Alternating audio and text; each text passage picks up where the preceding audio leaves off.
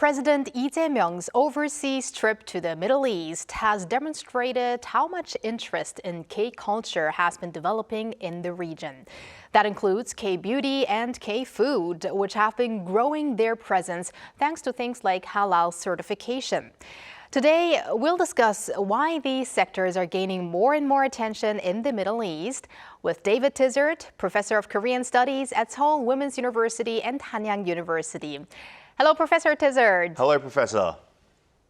Good afternoon. It's wonderful to see you both, and thank you for having me back. Always exciting to have you on this show. Now, first off, marking President Lee's first trip to the Middle East since taking office, aspects of the Korean wave, such as K-beauty and K-food, as I mentioned, are being frequently featured in the media. So was there anything you saw in reports that you thought noteworthy or that maybe impressed you? Yeah, that's a fabulous question. Thank you for it. And there were lots of things. I think perhaps the most interesting thing is that now when we see discussions about South Korea and the Middle East, it's no longer focused purely on economics or security, but rather you see this sort of K-culture, you see the Hallyu, you see the dramas, the beauty and the food, all sat alongside these discussions and fitting in seamlessly. They're no longer just an add-on or an extra cherry on top of a diplomatic cake, but they're a key component of the discussions and of the relations. And I think that's a really interesting thing. Now, for those of us with long memories, you remember that Korean contractors in Saudi Arabia from roughly 73 to 84, there were nearly 750,000 Korean people employed there in various projects. So Korea has a long history and a long reputation with these things. One thing the president really stood out to me, I should say, was this. Lee Jae-myung said that the miracle on the Han River would not have been possible without support from the Middle East, and now it's time for Korea to contribute to a miracle on the Nile. Now, that's an incredibly humble, reciprocal, and generous, magnanimous way to describe Korea's economic rise, because in doing so, he was not only acknowledging Egypt and the Middle East more broadly for the role that they have played, not just in the Hallyu Korean wave that we've experienced, but going back through history. And he's also acknowledging the Korean people in the past that have connections with the region. So I thought that also stood out. I feel, I really am on the same page when regarding how it seems that culture really now goes side by side with issues like economy and also security. And I think that was very evident also in the recent APEC meeting as well, because we had an unprecedented ministerial level culture meeting and we had Hallyu stars at the opening ceremony. So I think that's pretty impressive. It is indeed. So recently, some 18,000 people flocked to a K-pop concert that was held at the Dubai K-Expo. Now, the K-beauty and K-food experience zones were also very popular, as they usually are. Now, despite there being differences compared to the customs and culture of the Middle East, why do you think the interest in Korean culture is steadily growing in that region? Thank you. That's a great question. And yes, it's no surprise. You don't need me to tell you or to anyone listening and watching that Korean culture is popular around the world. And it is. And by the way, that's why it often features in the media reports, because not many people are going to click on the economics and the security and the diplomacy articles. But if there's something about the latest idol group performing or food, it's going to draw attention. And so that's why it does often come front and center of these, not just the conversations, but the media reporting on it. Now, Walter asked a great question. Why is there such interest in this Korean culture in the Middle East? Well, there is a tendency for us to assume that these two regions are completely different, culturally remote from each other. But when you dig a little bit deeper, and actually in my Hallyu classes, my lectures over the years, I've noticed this, that the K-dramas and the K-pop, the messages, the themes, the issues that they deal with, they align very naturally and they resonate very strongly with people not only from the Middle East, but around the world, because they're talking about loyalty, they're talking about respect, morality, and they're doing things in in a way that the West doesn't. I mean, when we watch Western dramas now, and I'm stereotyping and generalizing to a certain degree, but there might be drugs, there might be sex, there might be violence, there might be swearing, there might be different presentations of sexuality.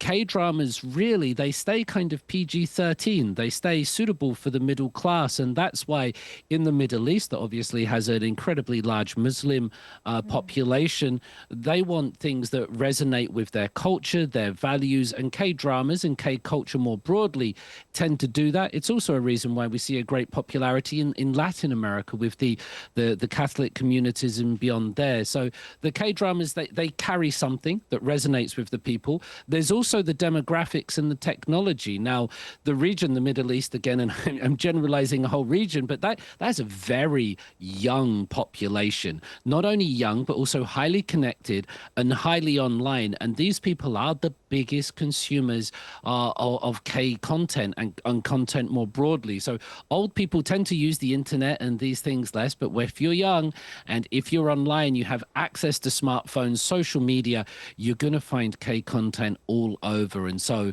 that's another thing playing in. There's just this great audience there for it, as well as the values that align so naturally. It's interesting to hear of these specific reasons for why the K-culture is spreading that fast in these specific regions. Again, of course, not to generalize the whole Middle Eastern region, but still. And I did mention APEC briefly before, but at the recent APEC meeting, Crown Prince Khalid of Abu Dhabi sparked buzz by saying that he wants to take some stir-fried kimchi home, which would be 볶음 kimchi in Korea. So, Professor Tizzard, what significance do you think do these kinds of episodes hold in the spread of K-culture? Now, I love this particular story, so and I'm glad you've referenced it. It might not be as, for me personally, but I know that many people, Korean people, those that grew up here in South Korea or abroad, that they said that they used to be embarrassed by kimchi. They used to be ashamed of gimbap. These were very sort of pungent foods that were not really suitable or appreciated, or people in the West and different parts of the world, they weren't used to them. And so Korean food was often hidden, or it was exoticized. It was seen as the other. It was seen as something to keep just at home. And so now to see Korean food being spoken of so lightly, I mean, it was a meme for a while. About 10, 15 years ago, the do you know kimchi was, it was a well-trodden meme across culture.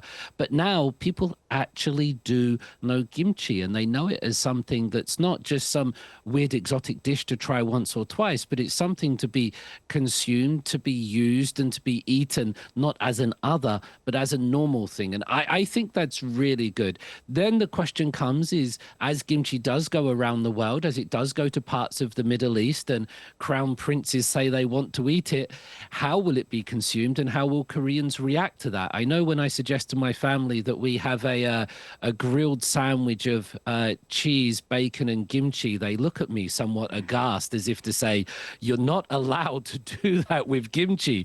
But guys, a grilled sandwich of cheese, bacon, and kimchi is wonderful. So let's see what the crown prince and the royal family over there can come up with, because we might get some new K-food recipes from it. Would love to see that happening. It's making me hungry already. And let's stick to the subject of K-food. As it is expanding in its reach to the Middle East, and because of the Halal certification, you know, for ramen, Korean beef, sauces, and much, much more. What aspects are crucial for Korean food to establish itself more firmly in the region, do you think?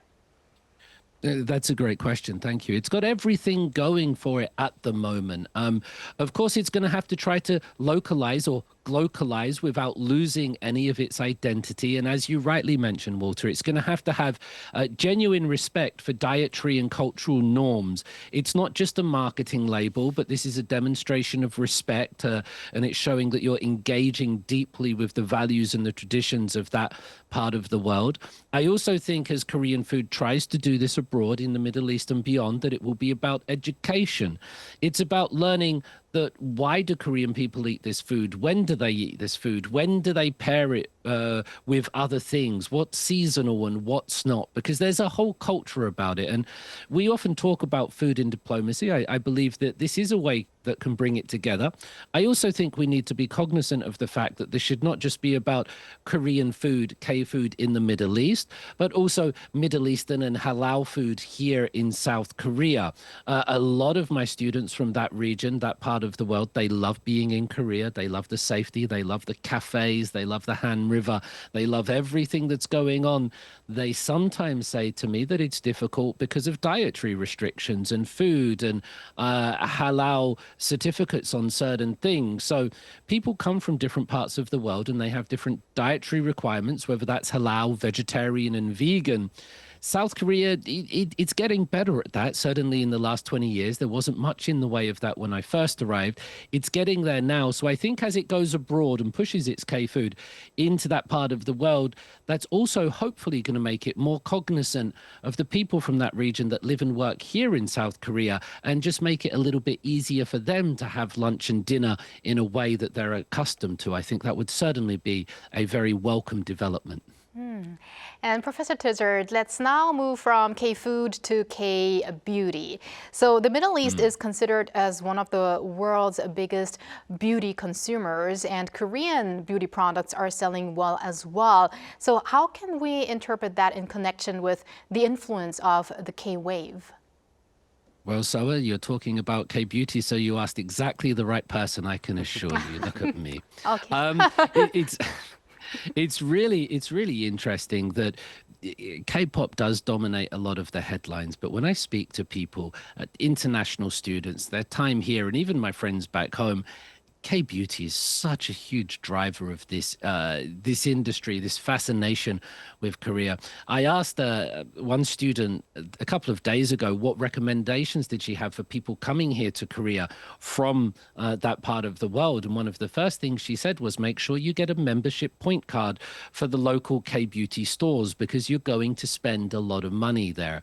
Now, K-beauty, it feels so very modern, it feels very innovative, it has these association with high-level celebrities. So if the K-drama actor, if the K-pop singer, if the rapper that you love is associated, is a brand ambassador for this particular element of K-beauty, as a fan, you're not only going to want to buy it, you're going to want to buy sort of multiple versions of it. You're going to want to post it on your social media, and then you're going to talk about it with your friends. K-beauty really does have a positive association around the world. Sort of academics and critics, they might look at K-pop and K-dramas and sometimes pull them apart and get into the weeds of what about it is good and not. K-beauty, on the other hand, generally seems to be so very positively and well received. I guess one of the challenges for it, we do get a little bit sensitive here, but South Korea is largely a homogenous population with also a rather standardized beauty setting that it expects people to accustomize to. Now, that does change over time. In the 90s, it was sort of, and a bit later, it was Ihuri dark skin. Then there was the whole kind of wet skin. Now we're looking into a very white and pale skin complexion. And so adapting the K-beauty range to people around the world with different complexions, skin colors, ethnicities, and all of that, that will be a challenge for it. But I'm pretty sure that the people are ready for it. And if you doubt it, just ask my sister, my Nepalese sister-in-law, because she loves K-beauty. And we're just about to run out of time, but briefly, Professor, finally, what are your expectations for the growth of K-culture in the Middle East from here on? High expectations, because the people there seem to have a genuine love for it. It seems to be well received. What I would really like to see is representations of, and again, the Middle East, which is so many different countries and politics and regions and things like that, but more representations of the Middle East in K-culture, in K-dramas, in K-movies, where you feature them, and you feature them in a way that's positive. I mean, some sometimes these regions do come up in passing in conversations when people, I'm thinking of Taxi Unjunsa, a taxi driver, or Ode to My Father. They mention these regions in the past as related to money. But I think it would be really interesting to see this region portrayed positively through media, through K-dramas, in a way that's sort of not stereotypical, but meaningful and providing representation. And I think that would be a huge boon, not only to Korea, but also to the people from the Middle East who would love to see themselves and people like them in a drama like that. Just imagine. I'm sure the people are already writing the scenarios. All right. Thank you very much, Professor Tizzard. It was an interesting segment as always. And talk to you next time. Thank you, Professor. Thank you, guys. And thank you, Walter, as always. We're going to have you back here tomorrow. See you tomorrow.